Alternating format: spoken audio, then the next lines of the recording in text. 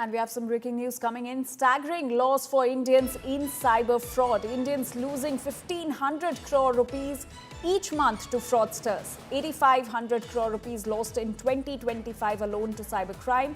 The good news is that India is fighting back against the scamsters. In 2024, Indians lost 2,500 crore rupees each year to fraud. Now, the government notes decline in the cyber crimes, and India today is the first to highlight digital arrests as well as slavery.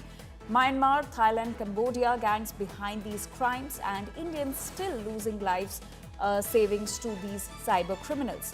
My colleague Jitendra Bahadur is now joining us with more details on this. Jitendra, how is India fighting back against these cybercrime scamsters? देखिए, cyber fraud को लेकर के लगातार केंद्रीय गृह मंत्रालय का जो है I4C विंग वो काम कर रहा है राज्यों के साथ मिलकर के।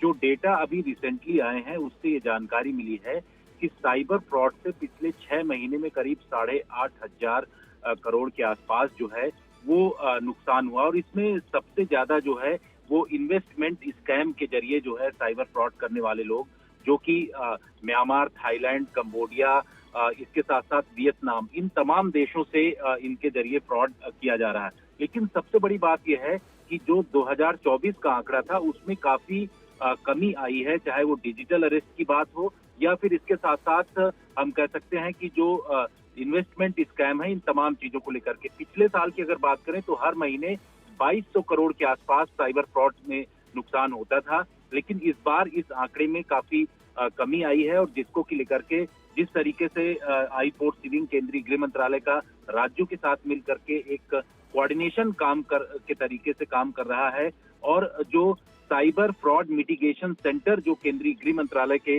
द्वारा I4C विंग में बनाया गया, उसके जरिए तमाम जो फ्रॉड करने वाले लोग हैं उनके खिलाफ शिकंजा कसा जा रहा है, और बहुत सारे अरेस्टिंग भी हो रहे हैं। जो लोग थाईलैंड, म्यांमार, इसके साथ साथ कंबोडिया में यहाँ पर बैठ करके फ्रॉड कर रहे हैं, वो साइबर स्लेवरी के भी बहुत सारे शिकार हो रहे हैं, जो कि भारत से जॉब करने के लिए इन कंट्रीज में जाते हैं और इनको जबरदस्ती पकड़ करके वहां पर इनसे साइबर स्लेवरी कराई जाती है। तो इस पर एक बड़ा एक्शन लिया जा रहा है केंद्रीय गृह मंत्रालय के द्वारा, और आने वाले दिनों में साइबर फ्रॉड में और भी इसी तरीके की कमी आएगी।